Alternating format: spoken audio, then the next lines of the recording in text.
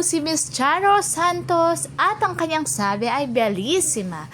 Ang sweet mo talaga, Bel Mariano. Thanks for the special black screening of Only We Know. Nakakatuwang makita ang puso mo at buong Bel Fam.